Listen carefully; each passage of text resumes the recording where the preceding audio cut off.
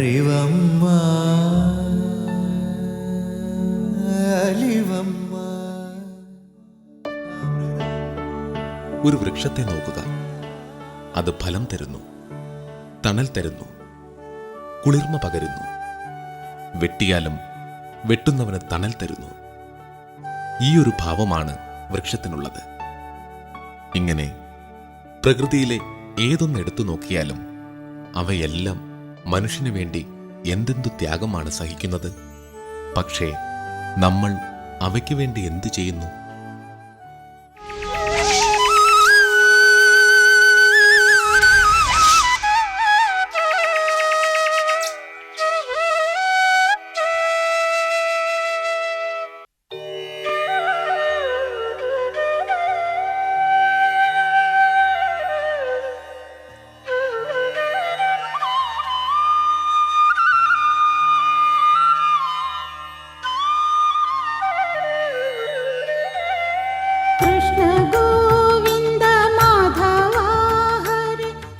അമ്പാടി ശ്രീകൃഷ്ണസ്വാമി ക്ഷേത്രം, ചാവടിനട, വെങ്ങാനൂർ.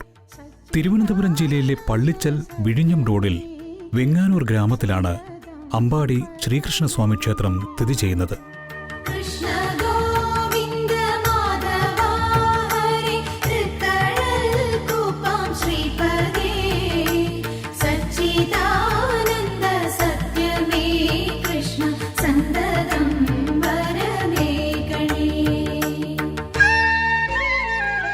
ശ്രീകൃഷ്ണ ഭഗവാനാണ് ക്ഷേത്രം സമർപ്പിച്ചിരിക്കുന്നത്.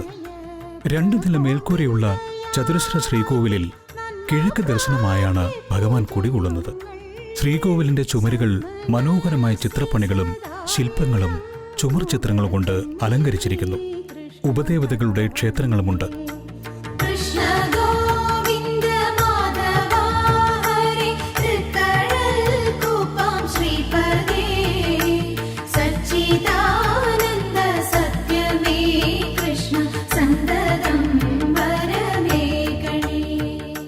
ചിങ്ങമാസത്തിലെ അഷ്ടമിരോഹിണി ഉത്സവമാണ് ക്ഷേത്രത്തിലെ പ്രധാന വിശേഷങ്ങൾ. ഘോഷയാത്രയുടെ ഭാഗമായി ഭഗവാന്റെ ഉത്സവമൂർത്തി രഥത്തിൽ എഴുന്നള്ളിക്കുന്നു. വിവിധ വിശേഷാൽ വൈഷ്ണവ പൂജകൾ തുടങ്ങിയ ആചാരങ്ങൾ, ആഘോഷങ്ങൾ എന്നിവ കൃഷ്ണ ജന്മാഷ്ടമി ഉത്സവത്തിന്റെ ഭാഗമായി ക്ഷേത്രത്തിൽ നടന്നുവരുന്നു. തമിഴ്നാട്ടിലെ ഒരു ഐങ്കാമം എന്ന് പറഞ്ഞ സ്ഥലത്തുനിന്ന് ഇളയപെരുമാൾ പിള്ള എന്ന് പറയുന്ന സന്യാസി ഇവിടെ വരികയും നമ്മുടെ ഈ സ്ഥലത്ത് ഭഗവത് സാന്നിധ്യം ഉണ്ടെന്ന് മനസ്സിലാക്കി ഇവിടെ സന്യാസി ഇവിടെ താമസിക്കുകയും ചെയ്തു. ഇവിടെ വരുന്ന ഭക്തജനങ്ങൾക്ക് അന്ന് സന്യാസി വന്ന ശേഷം നിരവധി ആൾക്കാരുടെ വരികയും സന്യാസിക്ക് ഈ ചില മാരക രോഗങ്ങളൊക്കെ ഭേദമാക്കുന്ന ഒരു സിദ്ധി ഇവിടെ ഉണ്ടായിരുന്നു. അപ്പോൾ അങ്ങനെ പല ആൾക്കാരുടെ വരികയും നാട്ടുകാരുടെ സഹകരണത്തോടു കൂടി ഇവിടെ ഒരു ക്ഷേത്രം, ആദ്യം ഒരു ചെറിയൊരു ക്ഷേത്രമായിരുന്നു, ക്ഷേത്രം സ്ഥാപിക്കുക കൂടിയായിരുന്നു ചെയ്തത്. ആ ക്ഷേത്രം പിന്നീട് നമ്മൾ 20-26 വർഷങ്ങൾക്ക് മുമ്പ് പുനഃപ്രതിഷ്ഠ നടത്തുകയും ചെയ്തു നാട്ടുകാരുടെ സഹായത്തോടുകൂടി. ഈ തരത്തിൽ ക്ഷേത്രമായത് 26 വർഷങ്ങൾക്ക് മുമ്പ് നിരവധി വർഷങ്ങൾ ചേർന്ന് പ്രവർത്തിച്ചതിൻ്റെ ഫലമാണ് ഈ തരത്തിലാക്കി ആയത്.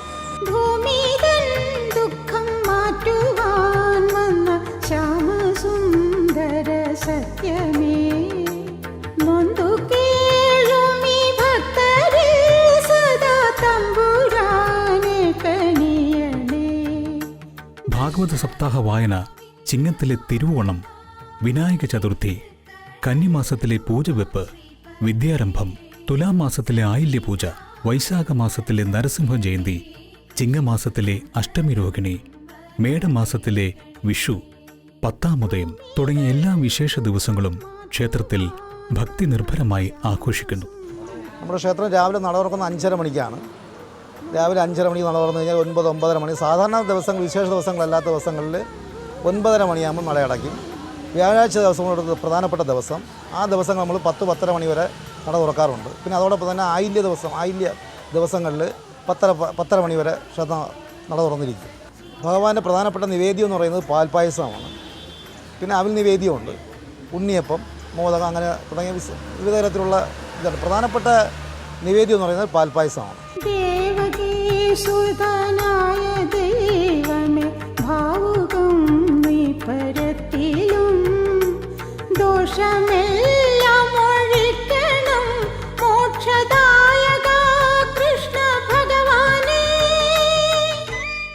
ശ്രീകൃഷ്ണന്റെ ഇഷ്ടപുഷ്പമായ നീലശംഖുപുഷ്പവും കൃഷ്ണതുളസിയും തിരുനടയിൽ സമർപ്പിച്ചാൽ എല്ലാ ദുഃഖ നിവാരണത്തിനും ഫലമുണ്ടാകുമെന്നാണ് വിശ്വാസം. അതിമനോഹരമായ ക്ഷേത്രമുറ്റം കാണുവാൻ തന്നെ മനസ്സിന് വല്ലാത്ത കുളിർമയാണ്. ഇവിടുത്തെ നിർമാല്യ ദർശനം വാക്കുകൾക്കും അതീതം.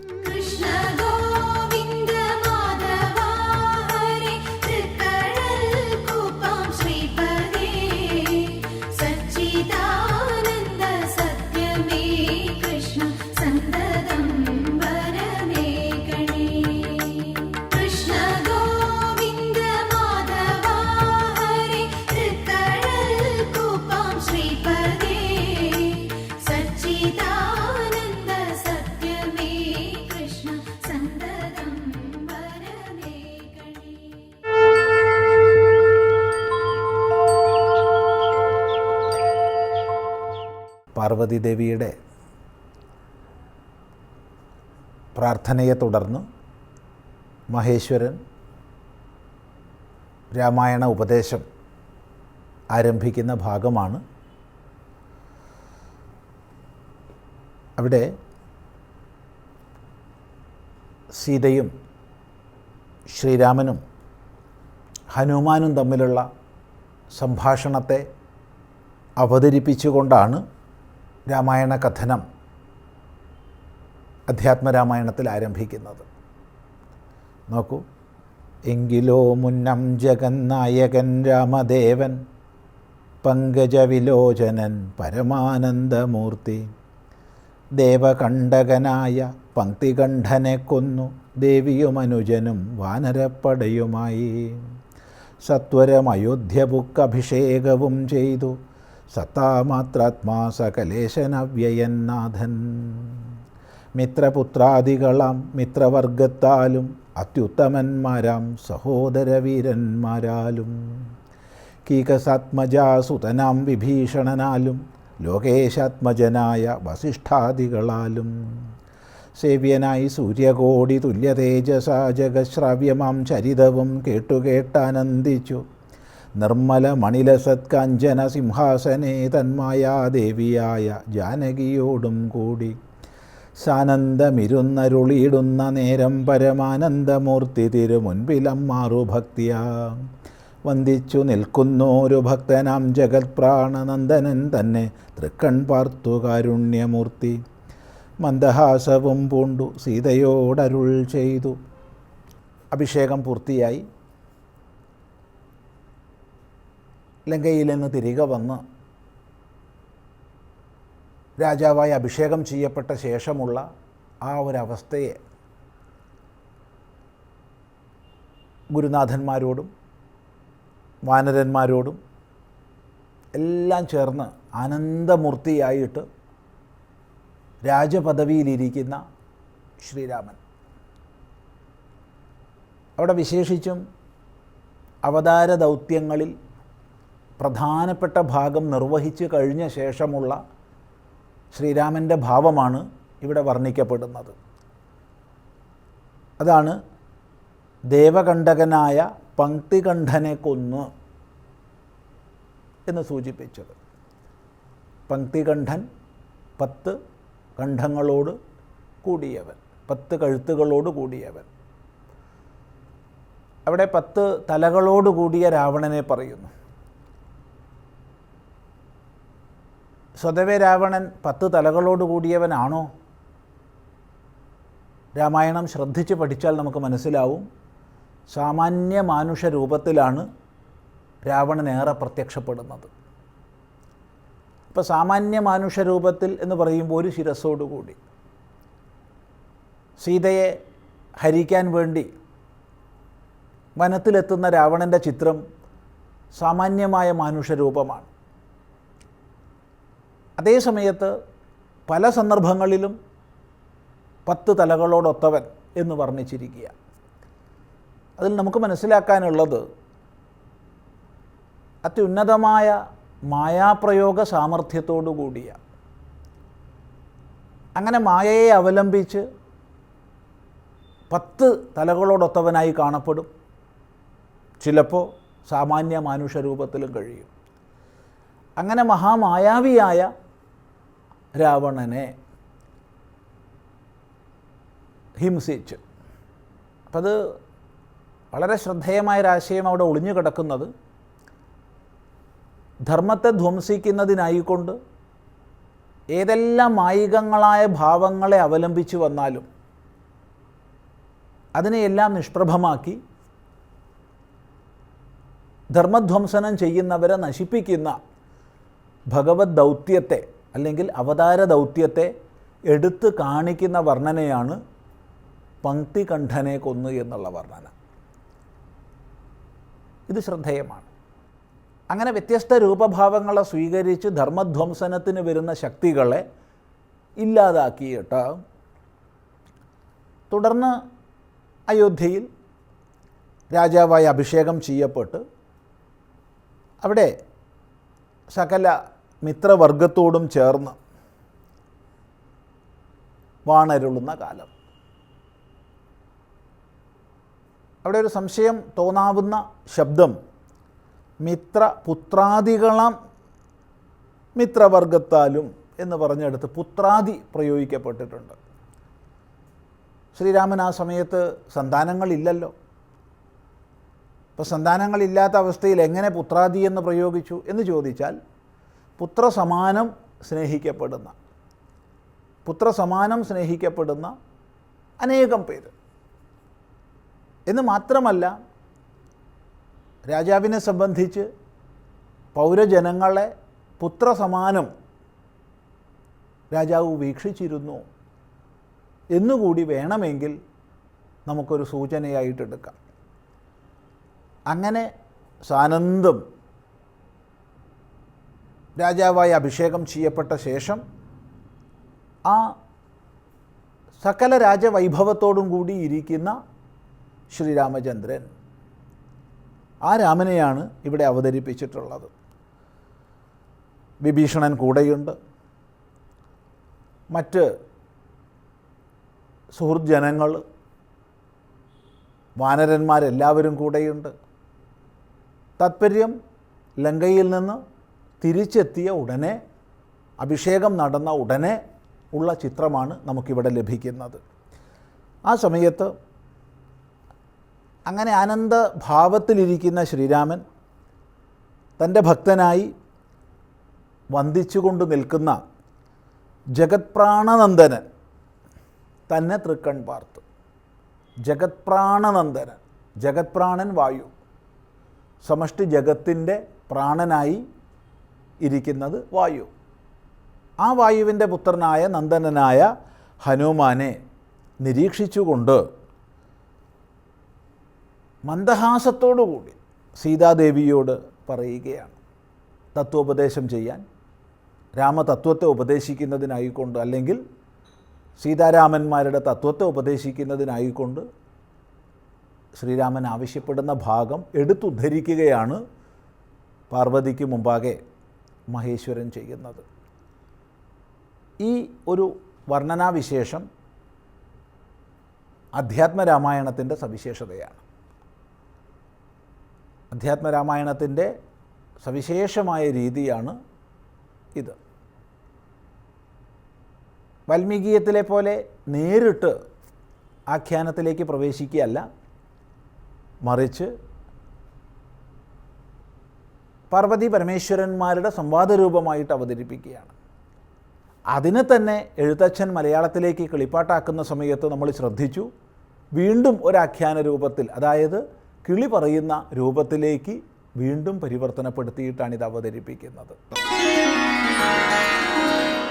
ഭഗവാൻ കൃഷ്ണനെക്കുറിച്ച് നമ്മൾ നിരവധിയായിട്ടുള്ള കഥകൾ പങ്കുവച്ചു.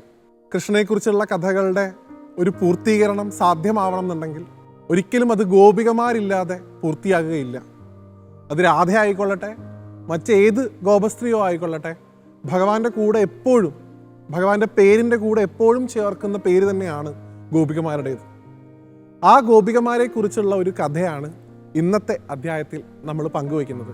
ആ കഥയിലേക്ക് പോകുന്നതിന് മുമ്പ് ആ കഥ കേൾക്കേണ്ട സാഹചര്യം എന്ത് എന്ന് നമ്മൾ മനസ്സിലാക്കേണ്ടതായിട്ടുണ്ട്.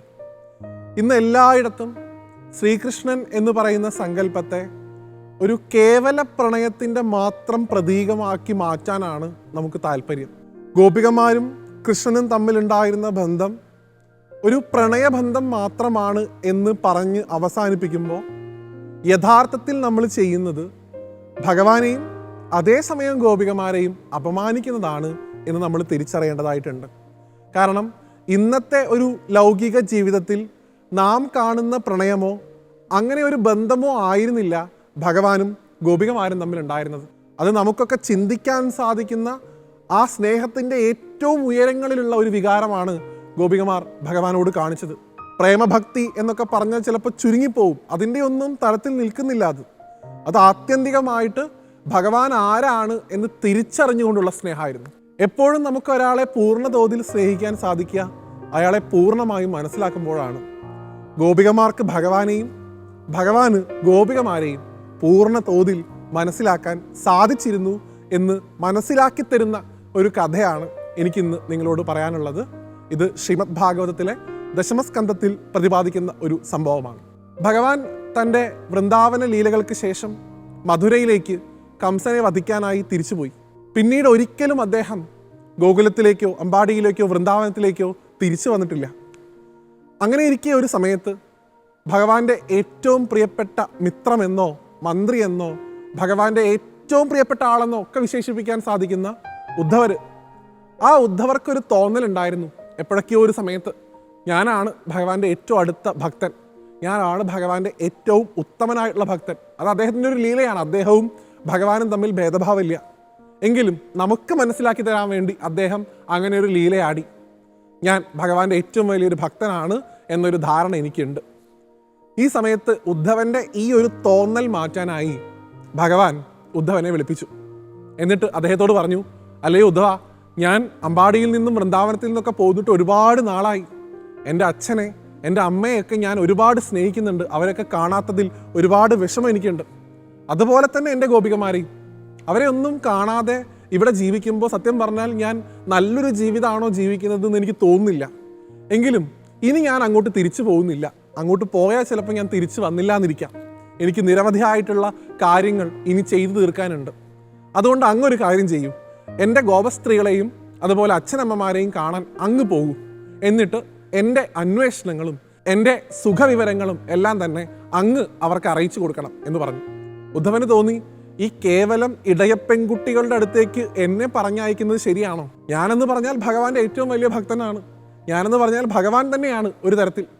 അങ്ങനെയുള്ള ഞാൻ ഈ കേവലം ഇടയപ്പെൺകുട്ടികളോട് പോയി ഭഗവാന്റെ അന്വേഷണം അറിയിക്കാൻ മാത്രം താണ ഒരാളാണോ എന്ന് ഉള്ളിൽ തോന്നി ഉദ്ധവന്. പക്ഷെ അദ്ദേഹം പുറത്തേക്ക് കാണിച്ചില്ല എന്നാണ്. അത് അദ്ദേഹത്തിൻ്റെ ഒരു ലീലയായിരുന്നു. അങ്ങനെ അദ്ദേഹം അന്ന് രാവിലെ വൃന്ദാവനത്തിലേക്ക് യാത്ര തിരിച്ചു. ഭഗവാൻ വൃന്ദാവനത്തിൽ നിന്ന് പോയ അന്ന് തൊട്ട് എന്നും ഗോപികമാർ വൃന്ദാവനത്തിൻ്റെ അതിർത്തിയിൽ വന്ന് കാത്തു നിൽക്കത്രേ ഭഗവാൻ തിരിച്ചു വരുമോ എന്നറിയാൻ വേണ്ടിയിട്ട്. ഓരോ ദിവസവും നിരവധി സമയം അവർ കാത്തു നിൽക്കും. അസ്തമയാവുമ്പോൾ ഇന്നും കൃഷ്ണൻ വരില്ല എന്ന് പറഞ്ഞ് അവർ തിരിച്ചു പോകും. പിറ്റേന്ന് രാവിലെ വീണ്ടും ആദ്യം പോയി നിൽക്കും. അങ്ങനെ അന്നേ ദിവസം പോയപ്പോൾ കണ്ടു ഒരു രഥം അതാ ദൂരെ നിന്ന് വരുന്നു. ആ രഥത്തിലേക്ക് നോക്കിയപ്പോൾ ഭഗവാന്റെ കൊടിയടയാളം ഗരുഡൻ അതിനകത്തുണ്ട്. അപ്പോൾ അവർക്കൊരാഗ്രഹം തോന്നി, അതാ കൃഷ്ണൻ വീണ്ടും തിരിച്ചു വരുന്നു. ഉള്ളിലുള്ള ആളെ നോക്കി, അദ്ദേഹം കൃഷ്ണനെ പോലെ തന്നെ ഉള്ള ഒരാളാണ് ഉദ്ധവർ. ഭഗവാന്റെ പീലിത്തിരുമുടി ഇല്ലാന്ന് മാത്രമേ ഉള്ളൂ. ഭഗവാൻ ധരിക്കുന്ന വനമാല, പീതാംബരം ഇതൊക്കെ ഉപയോഗിക്കാൻ സ്വാതന്ത്ര്യമുള്ള ആളാണ് ഉദ്ധവർ. അപ്പോൾ നോക്കിയപ്പോൾ ഒരു വനമാല ധരിച്ചുകൊണ്ട് പീതാംബരം ധരിച്ചുകൊണ്ട് ഏതോ ഒരാൾ അതിനകത്ത് ഇരിക്കുന്നുണ്ട്. അത് തങ്ങളുടെ കൃഷ്ണനാണ് എന്ന് ഗോപികമാർക്ക് തോന്നി. ആ ഗോപികമാർ ആ രഥത്തെ ഉറ്റുനോക്കിക്കൊണ്ടേയിരുന്നു. അത് അടുത്തേക്ക് വന്നപ്പോൾ മനസ്സിലായി അകത്തിരിക്കുന്നത് കൃഷ്ണനല്ല. അവർ തിരിച്ച് വീണ്ടും നിരാശരായി അവരുടെ ഭവനങ്ങളിലേക്ക് പോകുന്ന സമയത്താണ് ഉദ്ധവർ അവിടെ ആ രഥത്തിൽ നിന്ന് ഇറങ്ങി അവരോട് വഴി ചോദിക്കുന്നതും ഭഗവാന്റെ അന്വേഷണങ്ങൾ പറയുന്നതും. ഇത് കേട്ട പാതി ഇത്ര നാൾ അവരുടെ മനസ്സിലുണ്ടായിരുന്ന മുഴുവൻ വിങ്ങലുകളും അവരവിടെ പ്രകടിപ്പിക്കുകയാണ്. അവരൊരു വണ്ടിനോട് എന്ന വ്യാജേനെ ഭഗവാനോട് പറയുന്ന കാര്യങ്ങൾ ഉദ്ധവന്റെ മുമ്പിൽ വെച്ച് പറയുന്നുണ്ട്. നിനക്കും നിന്റെ സ്വാമിക്കും ഒരേ സ്വഭാവമാണ്. ഒരു പൂവിൽ നിന്ന് അടുത്ത പൂവിലേക്ക് പോകുമ്പോൾ ഒരു പൂവിനെ നീ മറക്കും. ഇതേ സ്വഭാവമുള്ള ഒരാളെ ഞങ്ങൾ മുമ്പ് കണ്ടിട്ടുണ്ട്. ഇതൊക്കെ ഒരു വിരഹത്തിൻ്റെ ഭാഷയിലല്ല, ഭക്തിയുടെ ഏറ്റവും ഉയർന്ന തലത്തിൽ നിന്നുകൊണ്ട് ഗോപികമാർ സംസാരിക്കുന്നത് ഉദ്ധവരിങ്ങനെ കണ്ടുകൊണ്ടിരിക്കുകയാണ്. അദ്ദേഹത്തിന് മനസ്സിലായി തൻ്റെ ഒന്നും ഭക്തി ഒന്നുമല്ല, താനൊന്നും എവിടെ എത്തിയിട്ടില്ല. ഈ ഗോപികമാരുടെ കാൽക്കലൊന്ന് നമസ്കരിക്കാൻ സാധിച്ചിരുന്നുവെങ്കിൽ എന്ന് പറഞ്ഞ് അദ്ദേഹം വൃന്ദാവനത്തിലെ മൺതരികളിലൂടെ അദ്ദേഹം ശയനപ്രദക്ഷിണം നടത്തിയെന്നാണ്. ആ ശ്ലോകം ഭാഗവതത്തിൽ വരുന്നത് വന്ദേ നന്ദവ്രജസ്ത്രീണാം പാദരേണും അഭീഷ്ണശം എന്നാണ്. നിങ്ങളുടെ കാലിൻ്റെ അടിയിലെ പൊടി കൊണ്ട് നിങ്ങൾ എന്നെ ശുദ്ധരാക്കിയാലും ഗോപികമാരെ എന്നാണ് ഉദ്ധവർ ഗോപികമാരോട് പറയുന്നത്. ഏത് ഉദ്ധവനാണ്? പാണ്ഡിത്യത്തിൻ്റെ ഏറ്റവും ഉന്നതിയിലുള്ള ഉദ്ധവനാണ്. കേവലം പശുക്കളെ നോക്കി ജീവിക്കുന്ന ഇടയപ്പെൺകുട്ടികളായിട്ടുള്ള ആ ഗോപികമാരുടെ കാലിനടിയിലെ പൊടി കൊണ്ട് എന്നെ ശുദ്ധനാക്കൂ എന്ന് പറയുന്നത്. ഈ കഥയിൽ നിന്ന് നാം മനസ്സിലാക്കേണ്ടത് ഭഗവാന്റെ ഏറ്റവും പ്രിയപ്പെട്ട ഗോപികമാരുടെ തലം എവിടെയാണ്. കേവലം കാമുകിമാരായിട്ട് മാത്രം അവരെ ചുരുക്കി കാണിക്കാതിരിക്കാൻ നമ്മൾ ഇനിയെങ്കിലും ശ്രമിക്കണം. ഇനി വരുന്ന ഒരു തലമുറയ്ക്കെങ്കിലും കൃഷ്ണനും ഗോപികമാരും തമ്മിലുള്ള ബന്ധം എന്താണെന്ന് ചോദിക്കുമ്പോൾ അത് പ്രണയമാണ് എന്ന് പറഞ്ഞ് മാത്രം ചുരുക്കാതിരിക്കാൻ വരുന്ന തലമുറയെ നമ്മൾ പഠിപ്പിക്കേണ്ടതായിട്ടുണ്ട്. ഭഗവാനെക്കുറിച്ച് തന്നെ ഗോപികമാർ ഭാഗവതത്തിൽ പറയുന്നൊരു ശ്ലോകമുണ്ട്. ഭഗവാനെ അങ്ങ് ആരാണെന്ന് ഞങ്ങൾക്കറിയാം. നഖലു ഗോപിക നന്ദനോ ഭവാൻ അഖിലദേഹിനാം അന്തരാത്മദൃക്. ഭഗവാനെ ഞങ്ങളുടെ കൂടെ ഇങ്ങനെ പാട്ട് പാടുന്ന, മുരളി വായിക്കുന്ന, വനമാല ചാർത്തിയ അങ്ങ് യശോദയുടെ മകനൊന്നും അല്ലാന്ന് ഞങ്ങൾക്കറിയാം. നഖലു ഗോപിക നന്ദനോ ഭവാൻ. പിന്നെ അങ്ങ് ആരാണ്? അഖിലദേഹിനാം അന്തരാത്മദൃക്. എല്ലാവരുടെയും ഉള്ളിലുള്ള ആത്മാവാണ് ഭഗവാനെ അങ്ങ് എന്ന് ഞങ്ങൾക്കറിയാമെന്ന് പറയുന്നത് ഈ പറഞ്ഞ ഇടയ പെൺകുട്ടികളാണ്. അതുകൊണ്ട് ഗോപികമാരെ വായിക്കുമ്പോൾ, ഗോപികമാരുടെ കഥ കേൾക്കുമ്പോൾ ഏതോ ഒരു ലവ് സ്റ്റോറി ഇങ്ങനെ കേൾക്കുക എന്നുള്ള ധാരണയിൽ നിന്ന് മാറി ഭഗവാനെ കൂടുതൽ അറിയാൻ ഗോപികമാരിലൂടെ, രാധയിലൂടെ നമുക്ക് സാധിക്കട്ടെ എന്ന് ഭഗവാനോട് പ്രാർത്ഥിക്കുന്നു.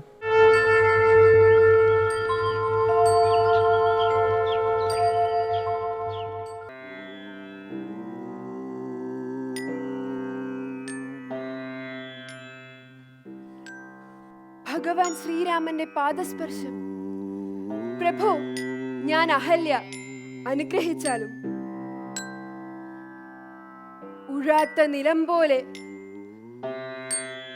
പുഷ്പിക്കാത്ത ചെടി പോലെ, മണ്ണിലടിഞ്ഞ ശില. പഞ്ചാശന്റെ പുത്രി പഞ്ചകന്യകളിൽ ഒരുവളായി ജനിച്ചു. ഗൗതമ മഹർഷിയുടെ പത്നിയാണു ഞാൻ. എന്നാൽ അദ്ദേഹത്തിന്റെ തന്നെ ശാപമേറ്റ് ശിലയായി മാറേണ്ടി വന്ന ഹതഭാഗ്യ. ബ്രഹ്മദേവന്റെ ആദ്യ സൃഷ്ടികളിൽ ഒരുവളാണെന്ന കാര്യം ഞാൻ ശ്രേഷ്ഠമായി കരുതുന്നു. ഞാൻ ഓർക്കുന്നു ആ രാത്രിയുടെ അന്ത്യം. രണ്ടായാമം കഴിഞ്ഞതേയുള്ളൂ. കൂമന്റെ മൂളലും വാവലുകളുടെ ചിറകടിയൊച്ചയും പുറത്തു കേൾക്കാമായിരുന്നു.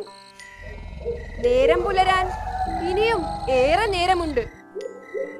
പെട്ടെന്നതാ നിശയുടെ നിശബ്ദതയെ ഭഞ്ജിച്ചുകൊണ്ട് കുക്കുടകൂജനം ഉയർന്നു. പതി ഉണർന്ന് പ്രഭാതകർമ്മങ്ങൾക്കായി പുഴയിലേക്ക് പുറപ്പെട്ടു. അദ്ദേഹത്തെ ദീപം തെളിയിച്ച് യാത്രയാക്കിയ ശേഷം ഞാൻ തിരികെ ശയ്യാറയിലെത്തി കിടന്നതേയുള്ളൂ. പെട്ടെന്നതാ വാതിൽക്കൽ മുട്ടുകേൾക്കുമാറായി.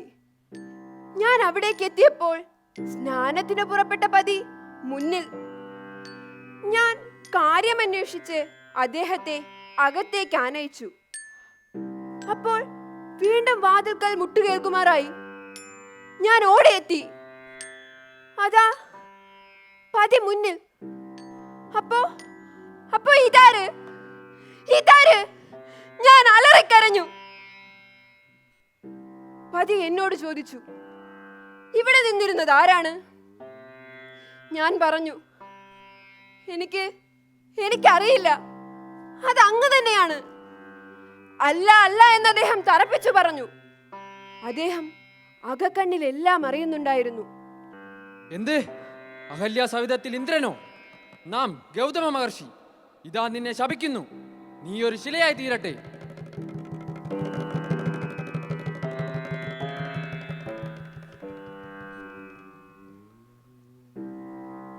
അങ്ങനെ ഞാനൊരു ശിലയായി മാറി. കാറ്റും മഴയും പൊടിയും കൊള്ളിമീനും എന്റെ മേൽ പതിച്ചു. ഞാൻ എന്റെ എല്ലാ വികാരങ്ങളും അടക്കി നിശ്ചലമായി, നിർജീവമായി കാത്തുകിടന്നു. ത്രേതായുഗത്തിലെത്തുന്ന ആ പുണ്യാത്മാവിന്റെ പാദസ്പർശത്തിനു വേണ്ടി ഞാൻ കേണു. ശബ്ദം പുറത്തു വന്നില്ല. ഞാൻ കരഞ്ഞു. കണ്ണീര് കനം വെച്ചു.